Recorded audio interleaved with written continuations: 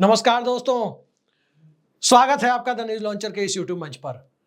दोस्तों, ऐसा लगता है कि महाराष्ट्र के विधानसभा चुनाव के पहले उत्तर प्रदेश की भाजपा सरकार में भाजपा सरकार के दरमियान जिस प्रकार का प्रशासन चल रहा है, उस प्रशासन के द्वारा जिस तरह से बनारस में जो कुछ भी हुआ, उससे महाराष्ट्र में भाजपा का प्रदर्शन खराब हो जाए। भारतीय जनता पार्टी जो पहले से ही महाराष्ट्र में बुरी स्थिति में दिखाई दे रही है, उसमें और ज्यादा बुरी स्थिति हो जाए, इसको लेकर क्या यूपी प्रशासन को कोई चिंता नहीं है? क्या उत्तर प्रदेश की भाजपा यूनिट महाराष्ट्र में भारतीय जनता पार्टी की चुनावी सफलता से कोई मतलब नहीं रखती?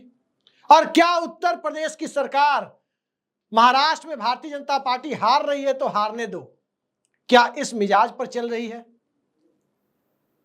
दरअसल बनारस में जो कुछ भी हुआ, एक तथाकथित हिंदू संगठन के द्वारा जिस प्रकार से मंदिरों से साईं बाबा की मूर्तियां हटाने का काम शुरू किया गया, उसकी जो तीखी प्रतिक्रिया महाराष्ट्र में हुई, अब भारतीय जनता पार्टी भी डैमेज कंट्रोल के मूड में लगी है।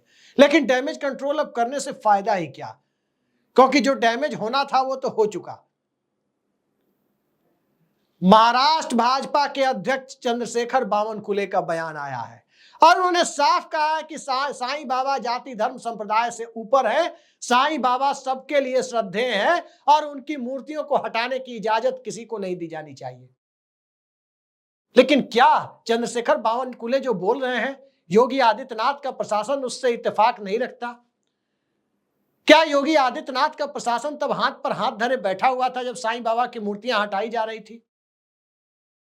और चंद्रशेखर बावनकुले के इस बयान के बाद महाराष्ट्र में जिस प्रकार से साईं बाबा के फॉलोअर्स की तादाद है, उस तादाद में भारतीय जनता पार्टी के वोटर्स यदि उन फॉलोअर्स के बीच से कम होने शुरू हो जाए, तो क्या उत्तर प्रदेश के प्रशासन को इसकी थोड़ी भी चिंता या कोई इसको लेकर के कोई उहापोह की स्थिति नहीं थी?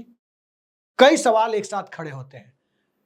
एक तरफ आस्था का सवाल, दूसरी तरफ धार्मिक शुचिता का सवाल, तीसरी तरफ राजनीति और राजनीतिक रोटी सेकने की कवायद का सवाल, और चौथी तरफ भारतीय जनता पार्टी की अंदरूनी राजनीति का सवाल, जिसमें दिल्ली दरबार और लखनऊ दरबार अलग तरीके से सोचता है। यह बात करीब करीब एस्टेब्लिश होती हुई नजर आ रही है। यह तथ्य स्थापित होने के करीब लग रहा है, क्योंकि अगर थोड़ा भी दिल्ली दरबार को यह एहसास होता कि बनारस में जो घटना हुई, बनारस में जो कवायद की गई, महाराष्ट्र में उस पर तीखी प्रतिक्रिया होगी, तो बीजेपी उसे कभी होने नहीं देती। लेकिन बीजेपी होने नहीं देती, दिल्ली की बीजेपी नहीं होने देती, लेकिन क्या लखनऊ की बीजेपी दिल्ली की बीजेपी के साथ तालमेल बिठाकर काम करने के लिए तैयार होती? यहां दोनों चीजें एक साथ दिख रही है।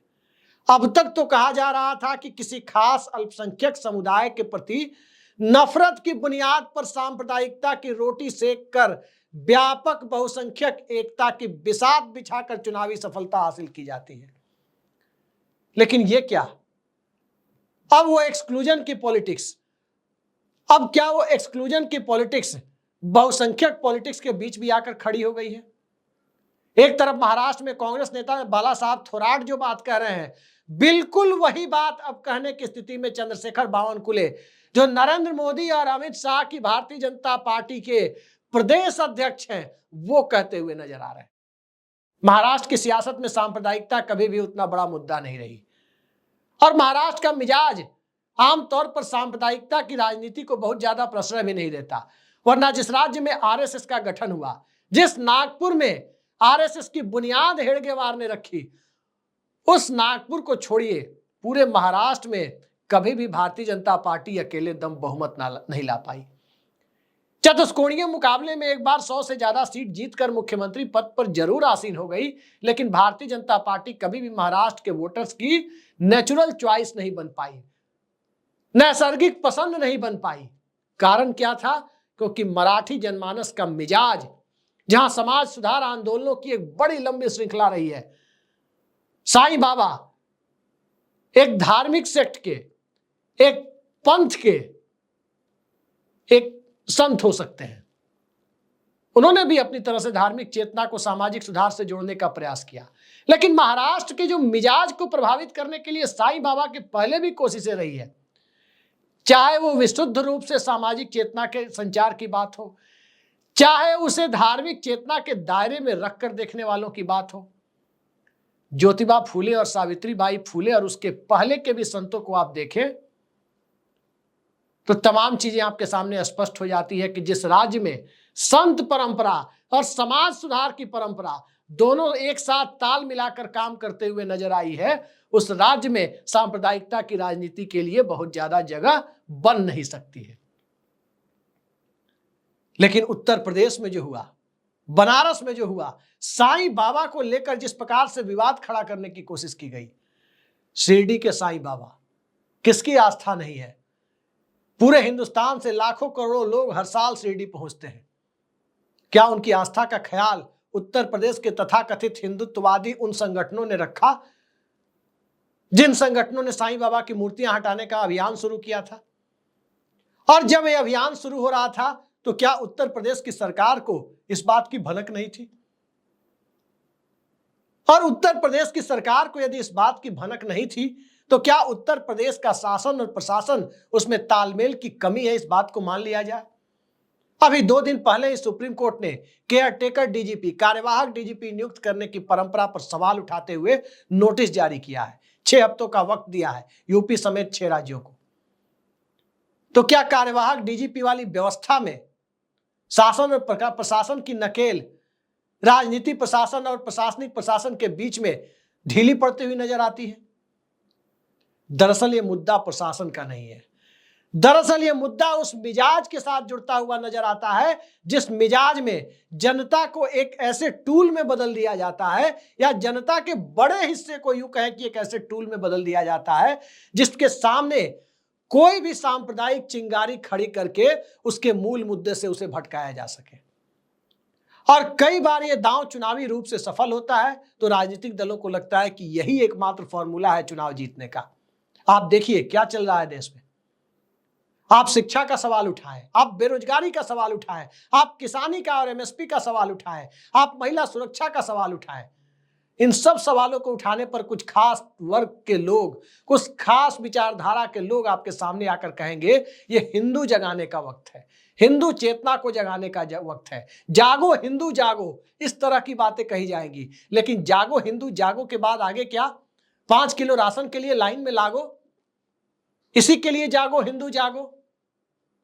और फिर कभी किसी अल्पसंख्यक समुदाय के खिलाफ, तो कभी साईं बाबा के खिलाफ, तो कभी किसी और पवित्र और देवत्व के समकक्ष माने जाने वाले किसी भी महापुरुष के खिलाफ इस तरह की बातें की जाए।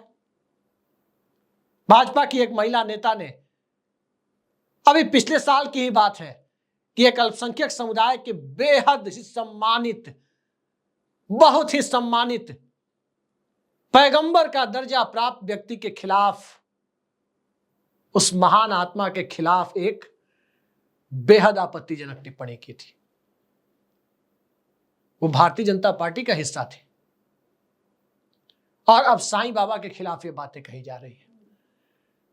कुछ लोग ऐसे भी हिंदुत्ववादी मैंने देखे हैं जो महान संत और नोबेल पुरस्कार विजेता मदर टेरेसा के खिलाफ भी उल्टी सीधी बातें कई बार निजी तौर पे कहते रहते हैं। लेकिन चुनावी तौर पर उत्तर भारत के नजरिए से, उत्तर भारत के चश्मे से, बनारस के चश्मे से महाराष्ट्र को देखना, यूपी के चश्मे से महाराष्ट्र को देखना कई बार राजनीतिक रूप से घातक हो सकता है, और यह हुआ भी है। आरक्षण की राजनीति भारतीय जनता पार्टी और संघ के एजेंडे के लिए एक विभाजनकारी राजनीति हो सकती है। सामाजिक न्याय के सिद्धांत के अनुरूप वो नहीं मान सकते। लेकिन बिहार चुनाव के पहले जब आरक्षण की समीक्षा की बात की गई थी तो किस रूप में असर कर गया था वो सबने देखा था, क्योंकि सामाजिक न्याय और हिंदुत्व की राजनीति दोनों साथ नहीं चल सकते। सामाजिक न्याय की बात और चुनावी रूप से धर्म के इस्तेमाल की बात, ये दोनों एक साथ नहीं हो सकती। और उत्तर प्रदेश में हिंदुत्व की जो ब्रांडिंग की जाती है वो महाराष्ट्र में बिकेगी, वो ब्रांडिंग, वो प्रोडक्ट, चुनावी प्रोडक्ट महाराष्ट्र में बेच लिया जाएगा, ये हो नहीं सकता। बनारस की कवायद उत्तर प्रदेश में भारतीय जनता पार्टी के कमजोर हो रही बुनियाद को मजबूत करने की दिशा में कुछ तत्वों के द्वारा किया गया एक प्रयास हो सकता है कि एक बार फिर से चुनावी हिंदुत्व के पुराने हथगंडों के सहारे राजनीतिक रोटी सेकी जा सके। लेकिन चुनाव अभी उत्तर प्रदेश का नहीं था, वो 27 में है। चुनाव अभी महाराष्ट्र का है। हरियाणा के बाद महाराष्ट्र भी फिसल गया तो दिल्ली की सत्ता कितने दिनों तक चलेगी और वैकल्पिक सरकार की प्रक्रिया को कितने दिनों तक रोका जा सकेगा, इसको लेकर संशय के बादल और ज्यादा गहरे हो जाएंगे। लेकिन इस प्रकार की कवायद करने वालों ने यह नहीं सोचा कि न सिर्फ ये सामाजिक और राष्ट्र की चेतना के लिहाज से उचित नहीं है, बल्कि जिस विरासत को, जिस विचारधारा की राजनीति वो कर रहे हैं, उस विचारधारा की राजनीतिक आयु को भी वो और उनकी सत्ता की राजनीतिक आयु को भी वो कम करने की दिशा में आगे बढ़ रहे हैं, उनकी बुनियाद को हिला रहे हैं। यही हुआ साईं बाबा प्रकरण में बनारस में, जिसकी गूंज और जिसका एहसास भारतीय जनता पार्टी को समय रहते तो नहीं, देर आए दुरुस्त आए कह सकते हैं कि इसका एहसास बीजेपी को महाराष्ट्र में हुआ। लेकिन क्या डैमेज कंट्रोल हो पाएगा? बिल्कुल आरक्षण वाले बयान की तरह नहीं हो पाएगा। जब आरक्षण की समीक्षा की बात बिहार चुनाव के पहले 2015 में मोहन भागवत ने कही थी, तो तमाम कोशिशें बिहार की जनता के बीच घूम घूम कर नरेंद्र मोदी और अमित शाह कह रहे थे कि कोई आरक्षण को छू नहीं सकता, कोई माई का लाल आरक्षण को नहीं छू सकता। लोगों ने एतबार नहीं किया था। आज की तारीख में महाराष्ट्र में साईं बाबा का मुद्दा इतना ही बड़ा चुनावी मुद्दा दिखाई दे रहा है। अब आगे आगे देखिए होता क्या है। चंद्रशेखर बावनकुले के डैमेज कंट्रोल करने की बात छोड़ दीजिए, नरेंद्र मोदी और अमित शाह भी डैमेज कंट्रोल करने की कोशिश करें, तब भी लोग शायद ही विश्वास कर पाए। फिलहाल के लिए इतना ही। नमस्कार।